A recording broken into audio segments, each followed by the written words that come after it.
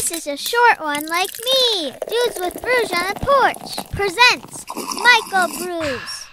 Dude. Craft Brews Casual Conversations joined with me today from the band The Eradicator, or a version of The Eradicator, you could say. His name is Andy. He is here to talk about his new album and all the great things going on. Andy, how's it going? Good. Thanks for having me, Drew. Yeah, thanks for hopping on. So I've kind of known about The Eradicator since the beginning. I think since you first released your first EP, I think it was like 2015. And that's because I'm pretty close to like the Milwaukee area. I'm not too far from that. And I'm pretty familiar with the band Direct Hit. And I know, I think they kind of played some music for you for a little bit, or now you have like former members of them in your band. Yep. Cool. Yeah. So Nick and Danny from Danny's no longer in Direct Hit, but right. They played on the first 5 songs that I wrote for the first EP that I did in 2015. Yeah, so I got exposed to that pretty early, and I instantly I fell in love with it. I thought it was so fun, it was so cool. But I had no idea who the Eradicator was. I didn't even know it was like a Kids in the Hall bit until after I kind of started listening to your music and looked into it a little bit, and then started watching it. So what made you want to do that? Yeah. So I was playing in a band called Tension Generation out of Chicago, where I'm from. And funny enough, our first Milwaukee show ever was with Direct Hit, and Nice. It was like a battle set. Well, it was a 2-band show. And then I went up to Nick and Danny and I'm like, hey, we don't want to play last. You don't want to play last. Let's just play at the same time and trade songs. And then that's how I made friends.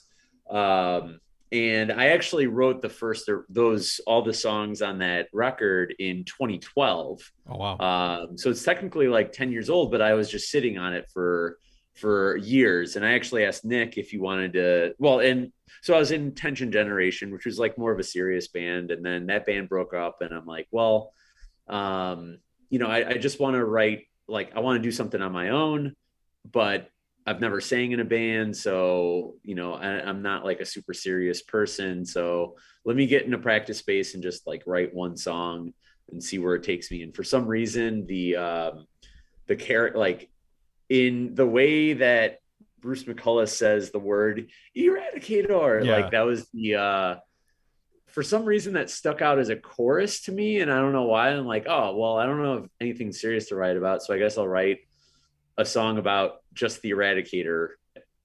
And I'm like, okay, that was, it worked out well. And I wrote another song. And for some reason, I'm like, let me just keep writing songs about this character. And then got to the 5th song. And then I actually asked Nick if he wanted to do a band with it. And he's like, no, but my brother and I want to start this punk band in Milwaukee. Would you want to be in that? I'm like, yeah, sure. And that was what Galactic Cannibal was. I love Galactic Cannibal. Yeah. And then Galactic Cannibal broke up and kind of dusted off the demo versions of that Eradicator stuff that I did. And that's what I decided to record it and asked them to play on it, and they did, and I just put it out myself. Yeah, that's awesome. And that's definitely how I was exposed to it. And then I got to see you at I don't know if it was X-Ray Arcade at the time or if it was Metal Grill still. For Dummerfest. Yep. It might have been X-Ray. I think it was X-Ray Arcade at that time already. It was Dummerfest. It was, because I'm part of the ownership group for X-Ray. Oh, nice. So we opened in 2019, and that show was I think it was, so that was 2018. 2018, okay. Oh, yeah, I think it was 2018. Okay. Yeah, and that was I think it was you were kind of a last minute addition, because I think a few bands bowed out. You got added to it, and I was super excited about it, and it was a lot of fun. And then, I had an idea of what it was going to be like, but you really commit when it comes to becoming that character and getting on stage and just kind of going off on the people. And then my favorite part was when he ran out at the end. I thought that was just hilarious. It was a lot of fun. Is that I mean, obviously there's some lines from the show that you kind of pull into. Do you just kind of like make it your own otherwise outside of that, or do you try to like say what would this character do? Yeah. So the first 5 songs that I wrote, it was purely just based on the character. And then so that came out in 2015, and then played shows on that, and it was only like a 12-minute set. So Yeah. I'm like, well, if I want to keep doing this, I should write more songs. And then I started like trying to dissect elements of the character and like writing more songs from the point of view of, not about the character, but from the point of view of the character. And yeah, just like kept going on that. And that was essentially the first record. And then the second record was like kind of a way, like kind of like a reflection of me as the character so much. And it just, that's kind of like the natural evolution. Like there's, especially on this new record, there's songs that blend like things that I go through, but like filtered through the Eradicator character / concept. And so now you just released your third full length, correct? Yeah. What's your plan? So you're touring that now. You're about to play at Fest, which is a festival I've never been to yet. It's on the bucket list, but unfortunately, my job doesn't really allow me to take off during this time of the year. That's super.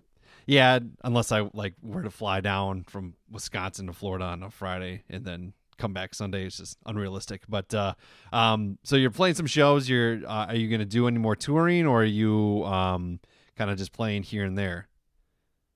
Yeah, I mean, I'm basically just trying to do what I can and enjoy it while I do it. So after the fest, there's no like shows confirmed or booked or anything like that, but definitely have some ideas playing. Like we haven't played in Madison since for a while, like I've got friends in Grand Rapids and I haven't played there. And like, there's all these places that I want to go back to that I haven't gone back to since the pandemic. So, I mean, yeah, I'm just going to try to play shows on the record and enjoy doing that. Yeah. And you play shows full band as well as solo, right? So is the fest, is it a solo set, or did you bring the band? No, I mean, it's it's typical. I would say these days it's mostly full band. Okay.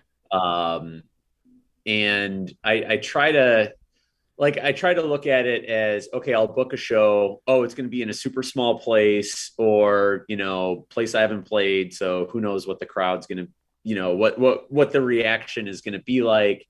And for those shows, I'll just be like, hey, like everyone's got kids now, and everyone's super busy. We're all like, old people, and it's like, everyone's got commitments. So it's like, well, instead of me wrangling up 5 people or 4 people to play this show, I'll just do it myself.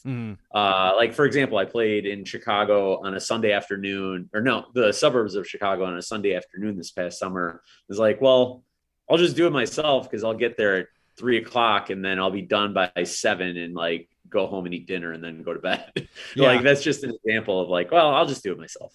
So you mentioned you were one of the co-owners or part of the group of X-Ray Arcade. Are you living in Milwaukee now? Are you in that area, or do you still reside in Chicago? No, I live in Chicago. There's 8 active owners of X-Ray. I think now it's like half and half, basically Milwaukee and Chicago. Okay. And it's on the south part of Milwaukee, and I live on the north side of Chicago. So funny enough, I could probably get to the bar faster than I could like the south side of Chicago. Yeah. So 8 people total. It's a pretty cool place. What was I guess, how did that like form? Because like it used to be called the Metal Grill, and that's kind of how I was introduced to it. With a bunch of shows, like obviously a Direct Hit played there a lot. I think it sold like Suicide Machines, Flatliners, and it was pretty cool. And then all of a sudden, it's now turning into X-Ray Arcade, and they're kind of doing the same thing, booking a lot of shows. I was at that Frank Turner show Oh, over the awesome. summer. Yeah, that was it was a perfect situation for me. One, because like I hate being up super late. I'm getting older now. I also have kids, so it's like a show that starts at like 8 or 9 is rough for me, because then I get home, I have an hour or so drive home, and then I got to get up early in the morning. So it was perfect matinee show. I loved it. But yeah, how did that come about? And then what's that like, booking bands and reaching out to all these different artists? I have no idea how any of that works. Yeah. Well, it's funny you mentioned that Dummerfest show, because now that I look back on it, it was 2018, because that was the last show that happened at Metal Grill. Okay. Yeah. Or no, maybe it was 2017. Anyways, yeah, it was okay. I take that back. It was 2017. Okay. The reason why I bring it up is because the Metal Grill closed. Like, that was the last show to ever happen there. They immediately closed. And around that time, Nick from Direct Hit wanted to open a arcade bar slash music venue in the city of Milwaukee, and he wrangled up a big group of people to try to figure out, like, can we actually make this happen? So we were looking around at different places to look. Everything was super expensive in Milwaukee. And then the building that held the Metal Grill went into foreclosure. Okay. So we essentially got it for that, or through that process. And there was 10 people that put in our own money, got a bank loan, it needed a new roof. Yeah. We spent 6 months renovating it. We actually bought it, and so we own the building, in addition to running the venue and whatnot. But we got it in July 2018, and then fixed it up and had our first event in February 2019. Okay. Yeah, and I've been there. I've been there a few times, and it's it's a cool place, and it's I like that it's like it's not too big, it's not too small. It's got that intimate kind of feel to it, I think. Are there any? I mean, you've had some pretty good, like pretty sweet bands. I think the Addicts played there once. Like I said, Frank Turner. He's a pretty that dude sells out like small arenas almost, it seems like. So like what's that booking process like? Are you a part of that, or do you kind of work with an agency, or is it kind of connections too? I mean, that's like the benefit of having 8 people as owners of that place, is that everyone has their own unique specialty. Like, my specialty is just being organized, so I do all like the accounting and financial stuff. We have Justin Wexler, who runs a label out of Chicago called Forge Again Records. He actually kind of is the ringleader a bit on booking, but we're starting to work. And Justin also has a full-time job. So what we have been doing is trying to leverage just like outside people to put shows in the room. So like, we have to fill the calendar, essentially. Like, we're on the hook for that. But we try to reach out to different promoters. So like, we've worked there are Chicago-based promoters that we work with, like Kickstand Productions, Riot Fest did that Frank Turner show, for example. Was this guy Mark Solheim, who previously worked for the Pabst Group, now works for Riot Fest. He actually brought us that Attic show. Nice. So there's just different promoters that we'll work with, and then we'll do in-house booking as well, augmented by bar nights. I swear to God, emo nights are like the biggest thing. So insane that we do an emo night called Sad Boy, or we don't do it. We work with our friend Brian Radman, and he does an event called Sad Boy Saturday, which is an emo night there. But like, that's just different examples of like us trying to fill out the calendar to do what we can. And we've got Jason, who sings in a band called Cryptual, which is a death metal band out of Milwaukee. He's our bar manager, and we've got awesome. a handful, of bartenders and additional people who work at the place. How do you feel about, so there's been some, I guess, public opinion or people being upset recently, especially in the city of Milwaukee, that this bigger venue, was it like Live Nation or something, is going to wants to build this giant venue, essentially get all these higher ranking national bands. Obviously, a lot of people kind of want to shut that down because one, it's probably going to take a lot of opportunities for other venues to book some of these bands. And then like ticket prices and all that too, just being so insane. I as a person who's part owner of like a smaller venue, obviously you're probably not looking to book like touring acts or anything like that, but it seems to me that some bands are really like skipping kind of the Milwaukee area a little bit. Have you noticed that, being a venue owner or anything like that? So I mean, yeah, like I don't handle the booking really, Right, yeah, but that's right. I have, like, we all talk. Mhm. But let's see. So I think a couple points on that. Like so the space that we operate, our capacity is, I think it's 250 now. Mhm. Um, like Live Nation or FPC Live or whatever they're called, Yeah. right? They are looking at a venture as part of the Deer District, and there's some Right. discussion going on. I think the Pabst Group is a part of the discussion as well. But like they all operate in venue spaces that are 400 and above, Mhm. right? And we're 250, so we're Mhm. under that threshold. So we're more inclined to get bands that are, our goal too is, like, we grew up, going to shows and like Yeah. supporting bands on tour, and like we love to book touring bands and get bands through that, but like we're trying to cater to our specialty of bands that have a show that could sell out our room but maybe won't, and it's like a stepping stone in in Mhm. essence for bands to like get into bigger venues. And then that's one element. The other element is we have gotten very, very lucky on booking or like getting the shows like the Frank Turner. We Yeah. also had the Bronx play there. We had Yeah. like all these bands that actually the Lemonheads played there in 2021, but we are advantageous that Milwaukee sits in between Chicago and Minneapolis, which Mhm. is commonly bands have an off day in between Chicago and Minneapolis. So we look at like a mixture of like bands that could play like maybe, I don't know, Bottom Lounge in Chicago or something like Right. that, or the openers on a bigger tour to see, hey, do you want to make some extra money on an off day for a headline show at this smaller venue? Mhm. So that's like one way we've kind of gone about it. But the way I look at it, like the plane we operate on is akin to maybe like, I don't want to say the minor leagues if I use a baseball term, but Right.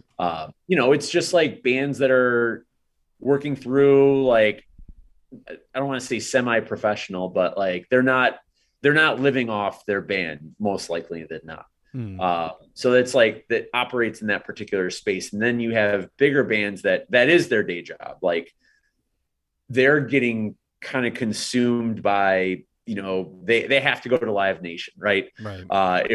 Because they have to go to Live Nation. It's very difficult to get around that if you get to a certain audience. Sure. What I worry about is the professionalism kind of at that level seeping down into something that's more like underground and organic, and just trying to form either they're confident in the audience that they have, or they're trying to grow their fan base or whatnot, right? Mhm. I worry that the professionalism of and kind of the I don't know, like I don't like to go to a lot of bigger shows, Right. and like Here do just I. seems stale a lot of times to me. Mhm. Like frankly, like some of the, I haven't played a lot of bigger venues as the Eradicator, but there are some bigger venues that I played where I'm like, this really sucks. Like Yeah. for what I do, like you mentioned running out the front, like there's some venues where you just can't do that because it's just the mindset of people that work there just can't comprehend it maybe, or like, it's just different to them and they don't get it. Like to me, it's very stale. And I worry that that staleness is going to impede lower and lower on the totem pole and like impact the underground scene where they start to form it even more like going into single A ball and like Yeah. those lower levels, which I think can jeopardize the what's going on right now with bands trying to come up. Like if at a certain point you have to be so professional, like you're not going to take risks. Right. Right. And I hope that the fear doesn't come true because and maybe it's because I listen to a lot of punk. I listen to some hardcore and stuff like that. But like to me, like the X-Ray Arcade and the bands that they're bringing in, those are my big names. Like seeing Frank Turner, even seeing like the Lawrence Arms there. And it's off their heads, they're pairs, and it's like these are bands that I absolutely love. So to me, like I never want that to go away, but at the same time, like I want those opportunities too for like maybe like if somebody's on a bigger tour like just for an example like Turnstile or something, maybe they could come to X-Ray Arcade. I don't know what they're at now, but I think that's like the new Rage Against the Machine, like in kinda terms of size, which is so crazy. I mean, you look at a band like that it looked like they did tour for a long time and then they're slowly got to the level that they are. And it's just so crazy to see. But yeah, I mean, we're in it for the long haul. Yeah, absolutely. So, and it's cool. Like, and too, like, I don't want it to get to the point where like, these bands get, if they do start getting bigger, that they forget about the venues that they kind of came up on, because going back to Frank Turner, obviously he could have played a show at somewhere else, right? He could have gone somewhere easily in Milwaukee, but he came to X-Ray because obviously there was a good relationship, I'm sure, between all that. But also I think he's a musician. I think he has those punk roots that he likes those venues as well. And obviously he was that trying guy to was just, you could tell there was an authenticity there, super genuine and super nice to everyone. He was great. Another example would be we had 7 Seconds play. Okay, and I grew up listening to 7 Seconds, and that show to me was like, holy crap, I can't believe that they're playing like at our place. And they were on tour with Circle Jerks.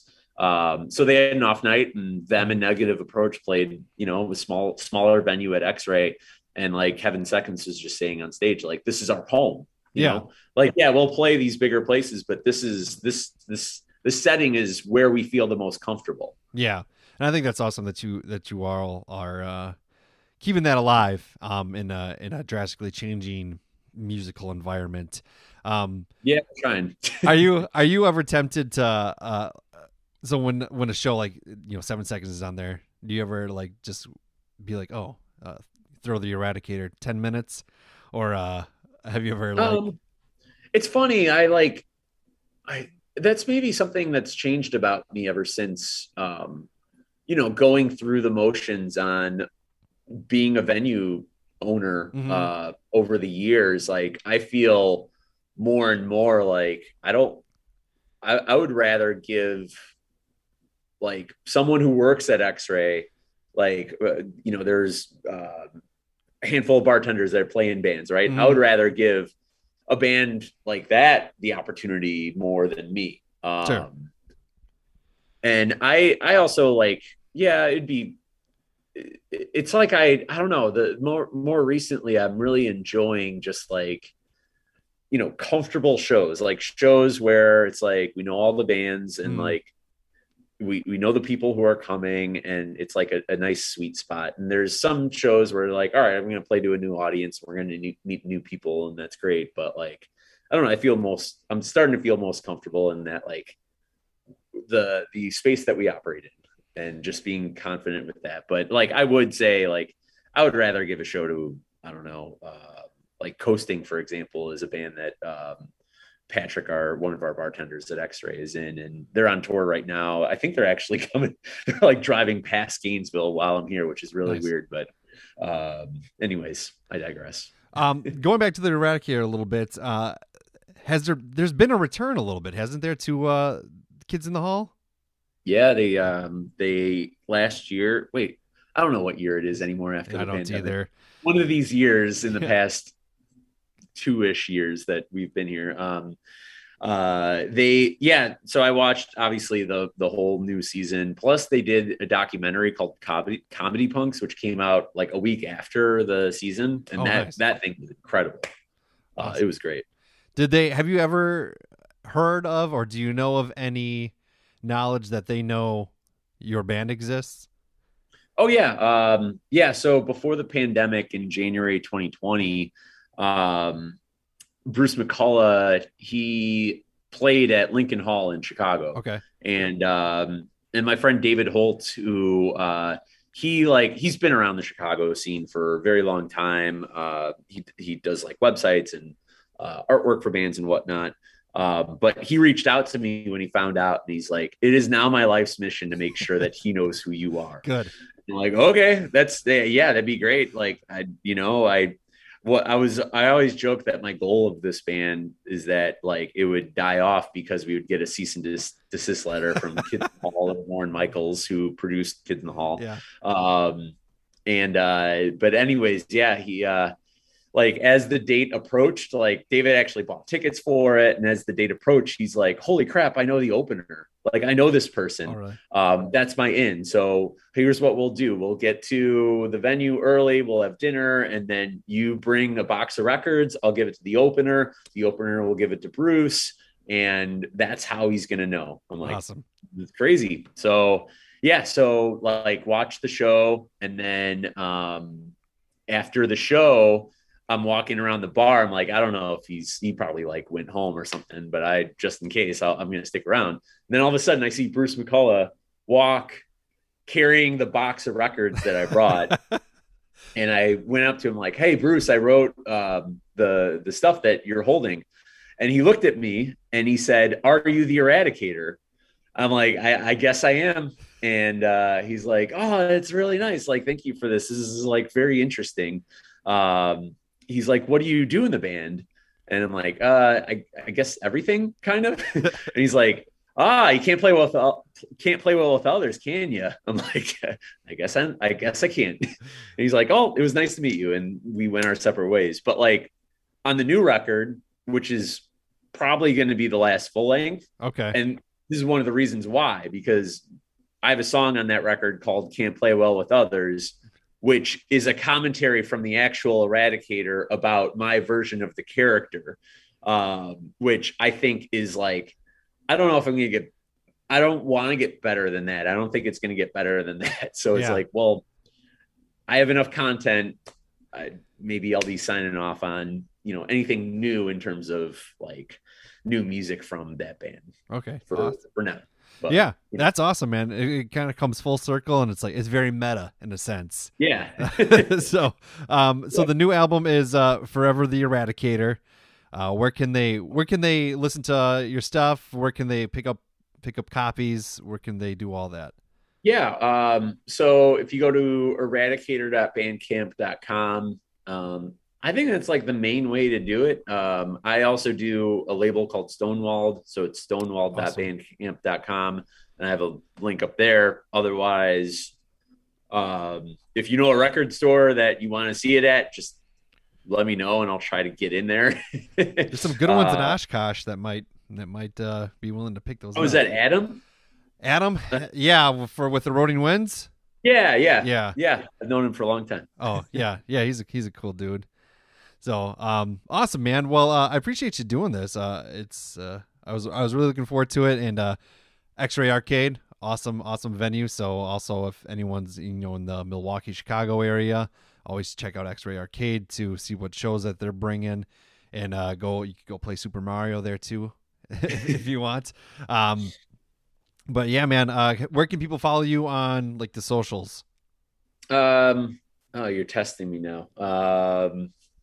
Let's see. So the Instagram is the Eradicator. The Facebook, I think, what is it? I think it's the Eradicator band, maybe.